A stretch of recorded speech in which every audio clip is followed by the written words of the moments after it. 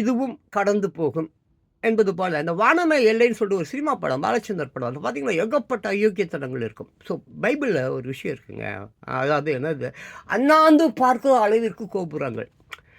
ஆமாம், அது வந்து எண்டு அவள்தான் வானமே எல்லை முடிஞ்சிடும். அப்போ பார்த்தீங்கன்னா இப்போ அந்த துபாயில் ஃப்ரிட்ஜ் கலிபாபா அது பார்த்தீங்கன்னாக்கா 850 மீட்டர் என்னமோ, தட் மீன்ஸ் ஒரு 3/4 கிலோமீட்டர் ஹைட்டுன்னு வச்சுங்களேன். இப்போ இதில் சவுதியில் வந்து அதை விட ஹைட்டாக சவுதியில் வந்து ஒன்று கட்ட போகிறாங்க. ஒரு பெரிய ஹைட்டாக ஒன்று கட்ட போகிறாங்க. கட்டாங்கன்னா வானமே எல்லை முடிஞ்சிடும், உலகம் அழிஞ்சிடும். ஸோ இது என்ன விஷயம் அப்படின்னு கேட்டிங்கன்னா, இப்போ டெய்லி நம்ம இப்போ தமிழ்நாடு எடுத்துங்களா 250-300 நிலநடுக்கங்கள் தினமும் நடந்து கொண்டு இருக்கிறது. எல்லாம் பாயிண்ட் ரிக்டர் அளவுன்னு பார்த்தா அங்கே கல்பாக்கத்தில் இருக்குது அந்த எபிக் சென்டர். ஆமாம், தினம் ரிக்டர் அளவில் பார்த்தீங்கன்னா 1.5 2 இந்த மாதிரி தான் இருக்கும். அதே 5.1 6.1 8.1 டோட்டல் காலி. இயற்கைகிட்ட வச்சுக்காதீங்க. இயற்கை வந்து எல்லா மிஷினையும் அடித்து போட்டுட்டு நொறுக்கிடும். அழிவுக்கு தயாராக இருங்க.